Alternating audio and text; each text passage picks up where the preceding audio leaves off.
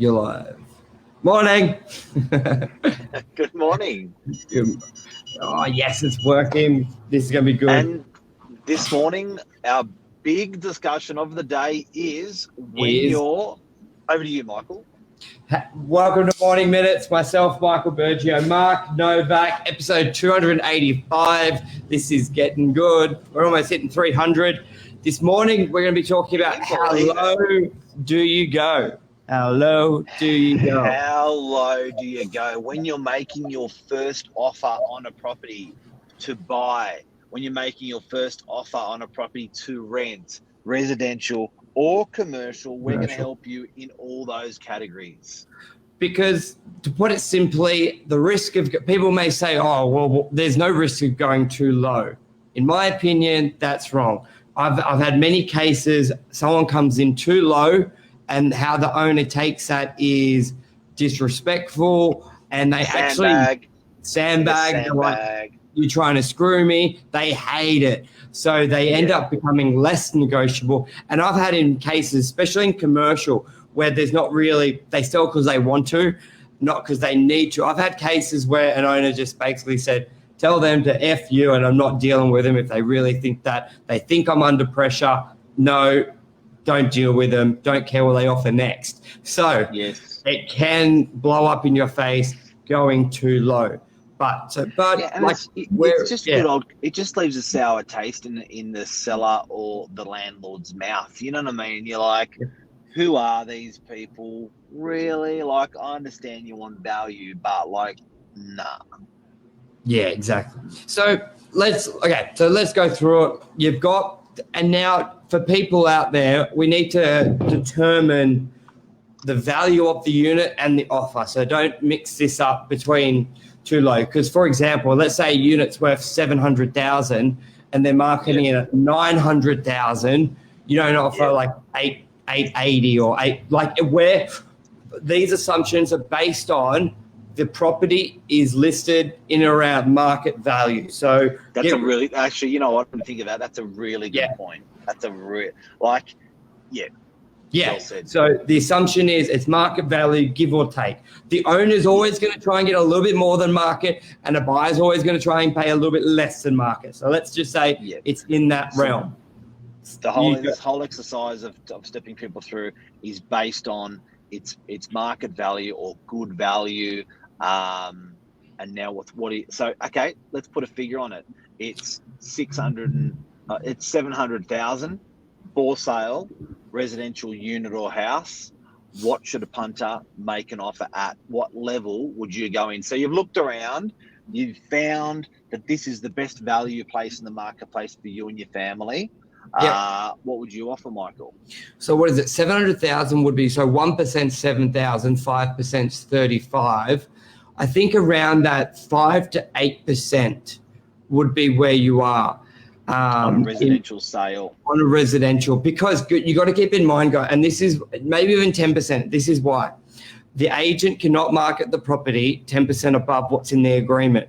So a lot of the time, if the property's worth, say, 650, then they will go, well, that actually works the other way, 650, depending where the type of guide it is, because if it's 10%, then they will be at 680, then you're going a little bit lower. Take away that reasoning, but around that, but that does play. And if you're a buyer and you're making an offer 10% less, you are risking losing rapport with the agent. And Mal, g'day. You're missing losing rapport with the agent, and you're risking losing rapport with the person that's selling. But if you want to keep that rapport up, what I recommend, making an offer below what's being asked. And if you want to be a little bit cheeky, I would always recommend to ring the agent and ask for an appointment. Ask for an offer, a meeting that you can sit and go into the agent's office, sit and discuss with the agent the offer, and ask them to submit it and leave. It's a free meeting. It costs you nothing. It's just your time, just the agent's time. It will build rapport between you and the agent. The agent will give you a good guideline of where you've got to be sitting within that meeting normally. You can eyeball each other. your personalities are mingling, and you can be a little bit cheeky and get away with it, rather than sending an SMS with an offer. Yeah, exactly. Because I'm just looking at it. So there's two ways the property will be marketed. It's going to be a guide price of 700 to 770, or a guide price of 700K.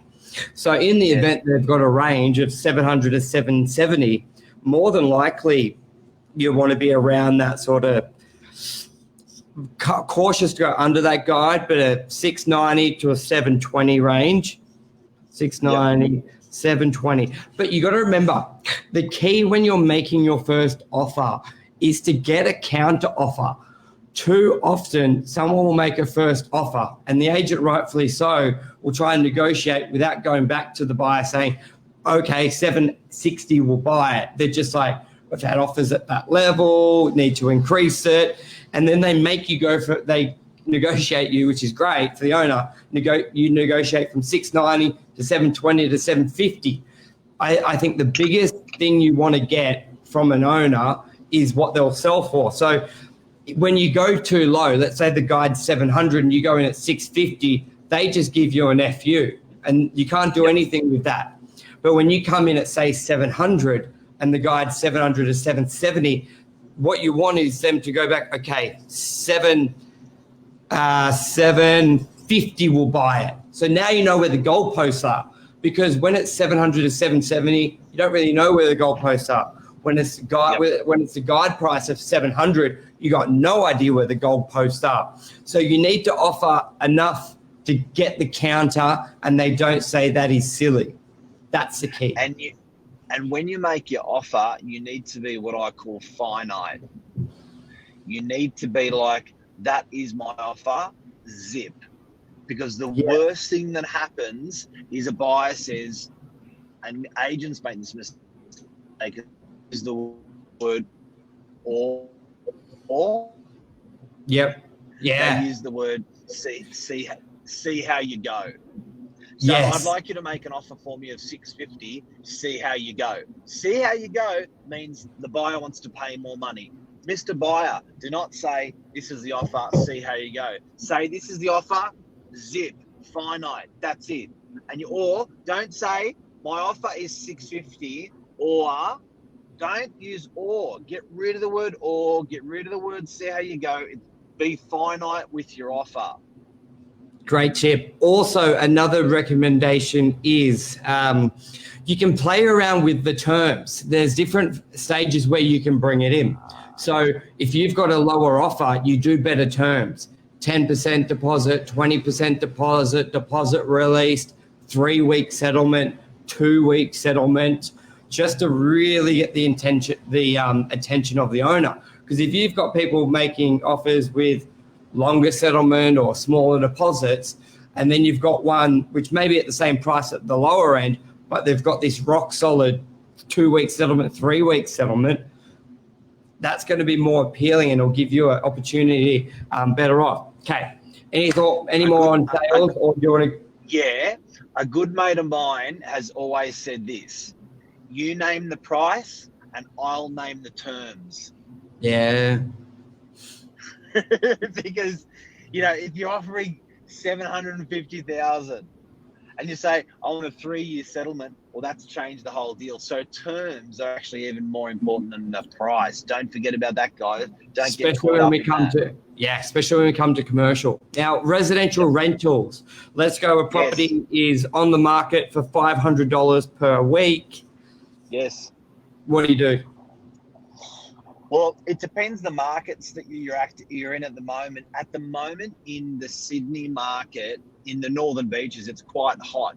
So if you want to bump your application above everyone else's, add $10 or $20 to the asking price. Very good tip. But if you're in the CBD of Sydney, where there's people they're having it's a bit harder to rent stuff out. Definitely a bit harder to rent stuff out. Then you can probably be a little bit more cheeky, or a lot more cheeky, and go as much as 10 or 20% less. Yeah, and it's hard because then the prospective tenant thinks, well, how do I know it's a good market? It is hard, but there are ways you can measure it, especially if you've been looking before, how many properties are on the market. There's a lot of sort of softwares that you can Google and they'll tell you days on market. You can see if it's down. Ask the agent to show you RP data. Like if a tenant asks me to bring up DY, for example, DY trends in rentals, then they'll get a gauge. But probably the easiest way would be how many people are at the open. Too often, people come in at $500. Too often they come in at $500, but there's 3 applicants at $500. So it's really who picks up the phone on that Monday morning when they want a deposit. But if you offer what else? That little bit more. When you're buying, character doesn't matter. When you're renting, character matters. So that's even more of a reason to have the offer meeting, or when you're making an offer on a property with a rentals agent. No one does it.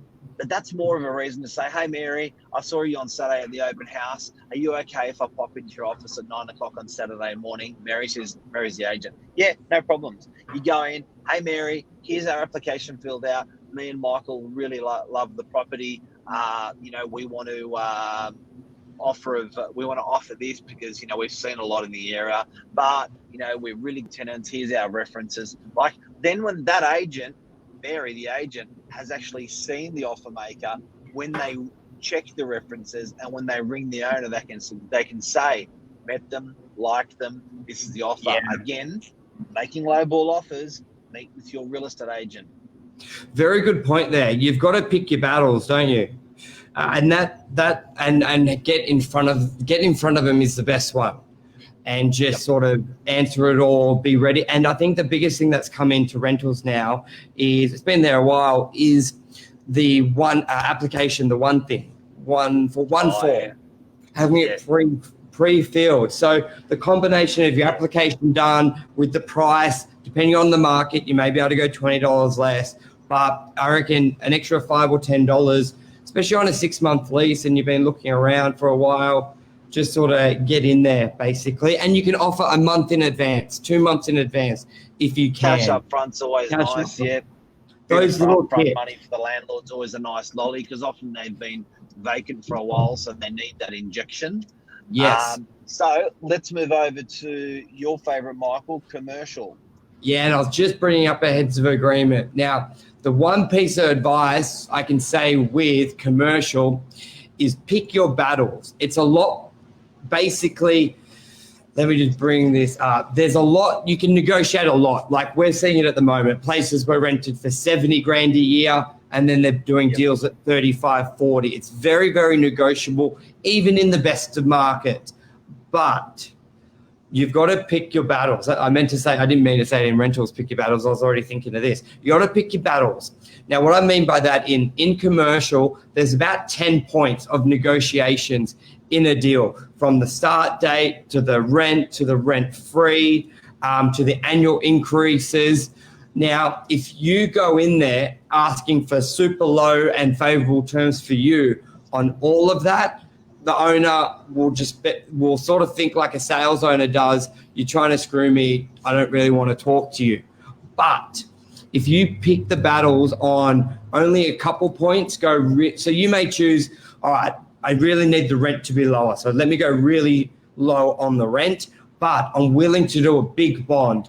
I'm willing to do bigger increases per year. Instead of 3%, I'll do 5%.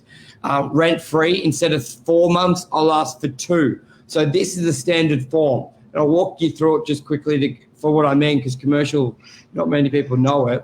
Just quickly. And also, it's a negotiation, guys. So always find out. It's like throwing darts at a dartboard. When you talk with your agent or meet with your agent, find out what the dartboard looks like before you start throwing the darts. What I mean by that is find out what the vendor's touch points are, what the landlord's touch points are, find out what they really want. So when you throw the darts or make the offer, it's going to be accurate and to the heart of what the landlord or the owner wants. Yeah, and a little tip out there: a deal will fall apart even if one of these points aren't favourable or met or agreed on. So you may do the rent. A blended approach, definitely. correctly. And you're 100% right about the dartboard analogy, because some owners may care about the annual increase. You may have all the points agreed, but he wants 4%. You're offering CPI, which is 2%. Deal gone. So sometimes you got to know which levers. Burge, I can feel the passion, mate. Listen to you. Now we've gone into commercial leasing. You're getting into it. Residential, but yeah, any of them can make or break it. So it's really good for the face-to-face meeting with the agent, and just basically be like, what's the owner's cup of tea? Is he big? He may need the money, so asking for 6 months rent free will just be like a deal breaker. But you may be able to say, well, I'll pay less in rent, but I'll pay more in rent, less in rent, but I get a shorter rent free. And it really comes down to having that agent being able to communicate with both parties. So that's a big one, the rental one. It's a little bit more relaxed on, there's two, like, you don't want to go too low, but you got a lot of room to move on commercial. Sales, okay. Anything else you want to add to that? Sales again, guys, the biggest learnings out of today is when you're making the offer, see if you can get physically opposite the real estate agent. It's gonna make you money. So that's the number one for commercial sales. Get opposite your agent. I think again, now 10% less can probably go a little bit more, Michael. There's been a bit of pain in commercial, hasn't there? A lot of pain, but also with commercial, you do your best to get what the market value is, but it's not like a 2-bedroom apartment where there's 15 of them and you know for certain. So the buyer can leverage the lack of data of what something's worth within reason, especially if it's vacant. So this is a perfect one where you go in lower, but you go in with strong terms, 10, 20% deposits, releasable short settlements. And it becomes, because even in the best of markets, owners, terms aren't as standard as residential, where nearly every deal is 10%, 6 weeks. Commercial varies a lot. It's quite often you get a 3 or 6 month settlement. So terms are big, but also, a lot more than resi. Hey, there's a lot more terms being done. You're right. Yeah. Yep. It is. So you can be a little bit more, but also commercial owners can be a lot more stubborn if you go in too low. So it's a fine line. Very important to get in front of the agent. What's the owner, especially if he's Italian? You want to come in pretty fairly. You'll get whipped. It's true. So, but having the with the agent is imperative. I think that's a wrap, Mark. It's make an offer for sure is great. Don't forget, my old friend always says, you name the price, I'll name the terms. So I love that. Very, very important. Don't forget to get opposite your real estate agent to build up rapport. Don't forget to have fun along the way, and anything else. That's right. And call us if you ever look. I always say to every buyer I speak to, if you're looking at another, and I'll say it on a larger scale. Great tip for agents. Every buyer I speak to about a property, I always say, if you're looking at another property with another agent and you would like the non-biased opinion of that property, feel free to call me. Feel free to reach out. More than likely, I know the property if it's in my area. Happy to help. Happy to advise. That's right. And or just pick up the phone, guys. We're here. Don't feel like we're unapproachable or not making money, so we won't help. Just give us a call. We're happy to help you wherever you are. Yeah. And don't forget, guys, tomorrow night is our social media event for our community, our online community, and our local Northern Beaches community, where we're teaching people how to do what we do on social media with Instagram, LinkedIn, and Facebook. It's $29 for the event. The money's going towards the Northern Beaches Women's Shelter, which is a phenomenal cause. And you can attend via Zoom and you can attend physically. If you go to Novak Facebook page, it's actually got the event there. You can pay online there, and we'll see you in the office tomorrow night at 6. It only goes for about an hour, so it's not going to take up a lot of your time. And we have jam-packed Lisa Novak, myself, Michael, another Lisa, our brand designer Lisa, everything into that hour with course notes. So I'd love you to be there. It's for a great cause, social media. Oh, and now, look forward to seeing you. Amal's going. And So one, it's a I'm- great cause for women's shelter, and two, learn how to operate social better. yeah, beautiful. Thanks, guys. See you, everyone. See everyone. Bye.